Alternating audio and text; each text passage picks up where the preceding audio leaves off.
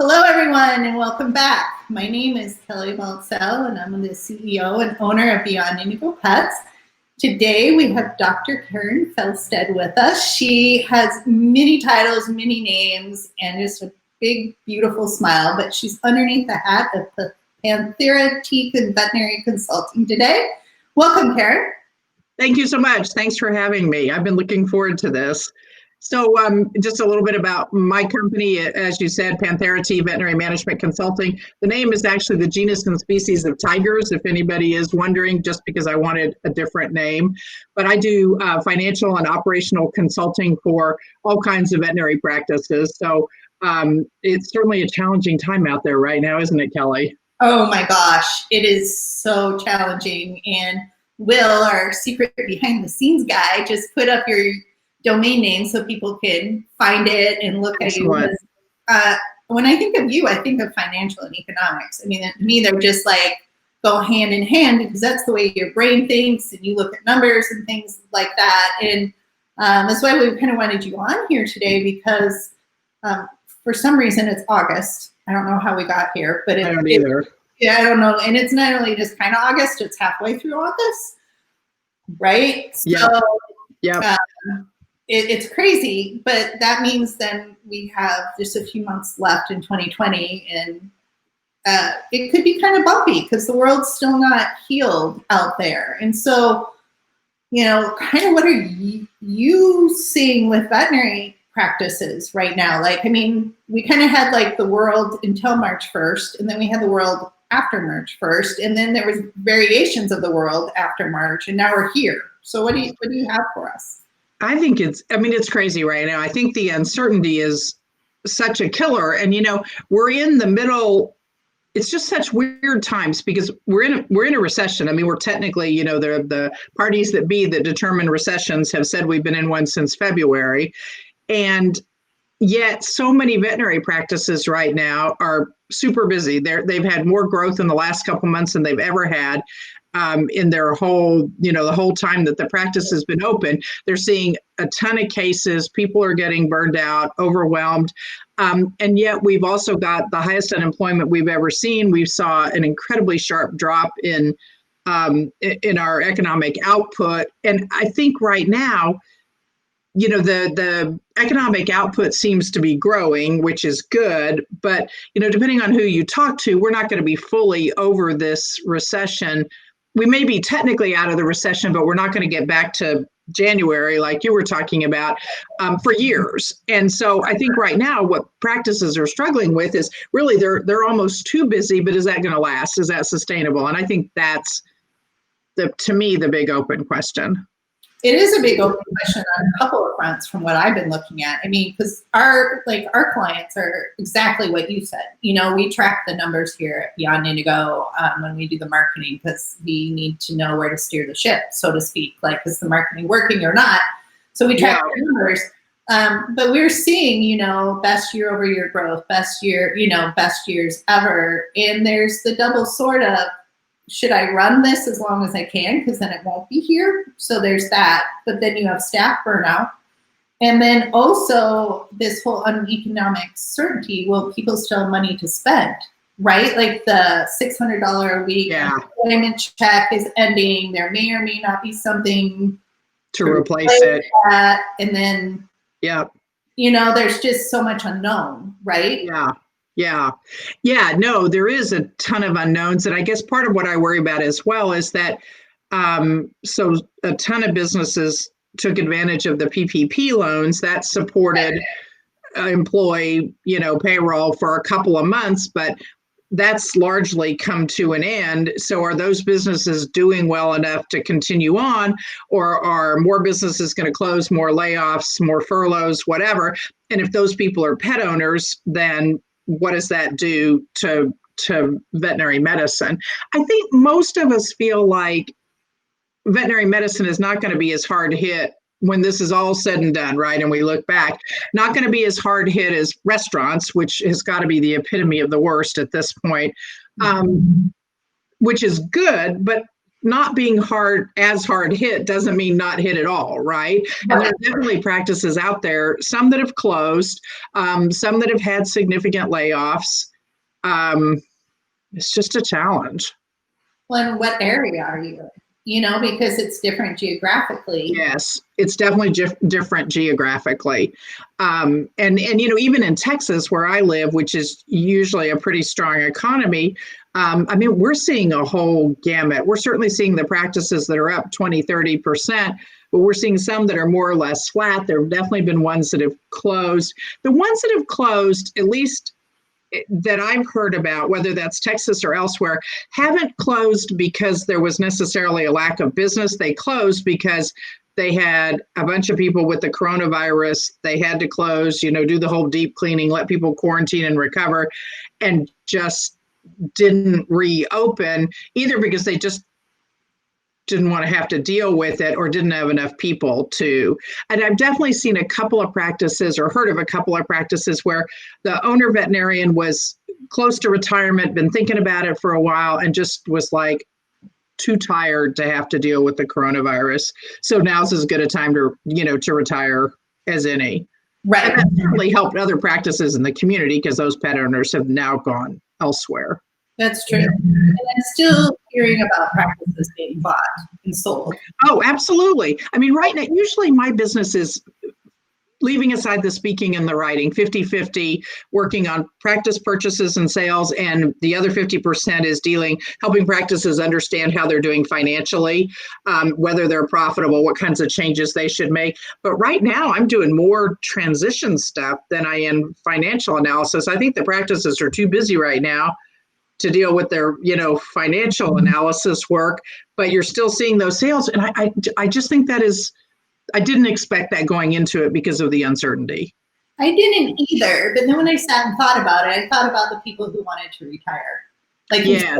If this is it's a good time, and it's either I don't want to climb that mountain of COVID because that's just, I'm done, right? So, yeah. There's an opportunity to sell. It's at a price I'm willing to make the negotiation, because any buy or sell, you know, somebody has to be willing to buy at a price, somebody has to be willing to sell at a price. And that met whatever their requirements were. Then I've kind of seen that happen too, right? Like, we're just going to exit at this time. So, yeah. Well, and right now, if you're a big enough practice to be of interest to a corporate group, you know, most of the corporate groups still seem to be out there buying. I mean, it probably have to, I don't know, 60% of this purchase or the purchases and sales that I'm working on are to corporate groups. And I mean, that seems to be going strong. I think they're looking a little bit more carefully. They're probably not willing to take up. It's a little bit hard to tell what's going on with prices, because I've still got practices getting great prices. Are they coming down a little bit? Yeah, maybe. I do think one of the aftermaths of this will be lower corporate prices, but I mean, they're still really good prices, you know, if you're a good practice. Yeah, well, they started off pretty high, so a little bit lower. I mean, just put you at normal, right? Exactly. So like your baseline and what you're doing. And it is going to be interesting because, like, you and I were talking before this, conventions are changing, right? Like how people are meeting and how people are getting information, and how people are even getting, you know, they're getting their vet care at curbside. And then us in the industry, we normally meet to network in person in groups. Like, all of that is changing, and we don't know where to land yet, right? Like, me as a pet owner, I know you're a pet owner. Well, there may be some things that we like with these changes that we're going to demand as an aggregate for veterinary hospitals to continue. Like, so do we continue telehealth? Do we like curbside? Yeah. I mean, and I think some of that's unknown. I mean, I don't know very many practices that are giving up curbside entirely. Some are starting to let people back in the building on a limited basis, but they're still doing curbside. It's hard to see curbside ending entirely anytime soon, right? And how, like, you know, as well as I know, the longer something goes on, behavioral wise changes, the longer it sticks, right? So, well, and it's kind of funny too, because when you talk to veterinarians, some of them I think are getting really antsy. They're tired of not seeing clients in person, and others are like, this is great.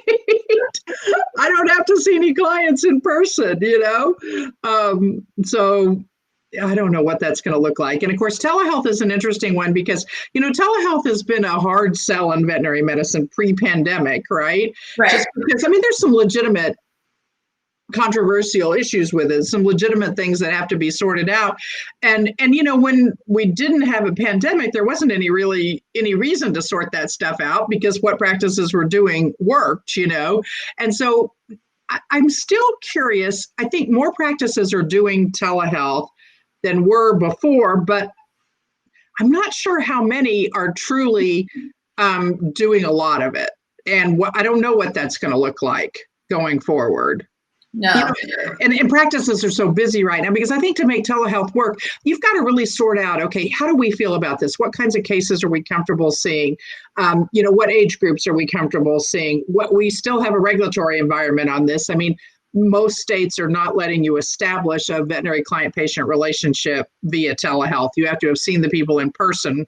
So that's a limitation right there. And, there's some kinds of cases people are comfortable seeing and others that they're not. And practices have to sit down and thrash that out themselves. There's not one answer. And honestly, right now, I think they're so busy that that's hard to do. It's hard to do. So if a practice was listening to this, what would be 3 things that you tell them to focus on from here to the end of 2020? I think in the early part of the pandemic, you and I were talking about this beforehand, what people were focused on was turning around their workflow. So how do we do, safe, efficient veterinary care? And that translated into curbside and obviously various ways of doing that. I think most practices have that down now, not that you can't tweak it and make it more efficient, but now I think what practices really have to focus on is they're so busy right now and they still have people out for one reason or another. Hiring is still a bit of a challenge. So I think not just veterinarian, but the entire team's mental health. I think people are tired, they're burnt out, they're stressed, clients are getting grumpier. And so I think practices have got to focus on how do we help our team members, and whether that's looking at scheduling so people can have, multiple days off in a row every few weeks. Is it working as teams, if that'll somehow help with the scheduling? Is it doing fun things? I was talking to a practice a couple of days ago who said they're having an ice cream truck come in, which I thought that was a fun idea. I talked to another practice, I don't know, a few weeks ago, and they were having a taco truck come by at lunch. So fun things like that, even just, and money bonuses has certainly been a part of this. But I think people are just exhausted and stressed because it's just unprecedented. And I know this word is getting overused, but what else can you say? It's just a hard time right now. So focusing on practice mental health is one. Secondly, and this is where my financial side comes in, I personally think it's going to get worse for veterinary medicine before it gets better. I do not think these growth rates are sustainable. I think the things that are supporting them are going away. And whether that's PPP loans or it's the extra unemployment money or it's all those pets at home who had problems that their owners had never seen, but now those problems come in and those pets are fixed, so to speak. The puppies and kittens that were adopted have now gotten their initial care. So hopefully they'll become ongoing clients, but the initial work is done. So I think practices need to prepare as if the recession is going to get worse. And so a lot of that just means focusing on client service, focusing on efficiencies, making payment options available to pet owners, to clients, building or increasing an emergency fund, depending on whether or not a practice has one. If you don't have a line of credit, it may be hard to get one at this point, but certainly worth a conversation with your bank. But I think practices need to have a lot of cash. And that's just sitting away in a separate bank account. So if we hit a point where revenue is now declining instead of increasing, or it's flat, there's something to pay those bills, and not just the ongoing expenses, but the debt service, which can be a killer. Yeah. I guess that's two. And I guess the third one is at some point we need to think about the things that we're doing now that we've changed. And you brought this up earlier, Kelly, the things that we're doing differently in our practices now, which of those are going to make sense going forward? And I don't think we totally know. I don't think most practices have time to think about it at this point, but there's a learning experience in there when everybody's not completely exhausted. Right. We can think about it later. But keep it in mind, right? Like, right. That's right. Well, those three things are very, very, very helpful. And, I think the rest of this year, I personally believe, will be very interesting. I don't think we're on the beach with pina coladas yet for the world. So, neither. I can hardly wait for 2020 to be over. I don't know why I think January 1st of 2021 is going to be miraculously better, but it can't be worse than 2020, Well, that's the truth you're hanging on to, right? We all have some sort of truth that we're just white knuckling it and hoping it comes true. Well, thanks, Karen, and loved having you on here and having your, I can't even speak today, having your insights. Thank you so much for inviting me. Take care. Bye. Bye.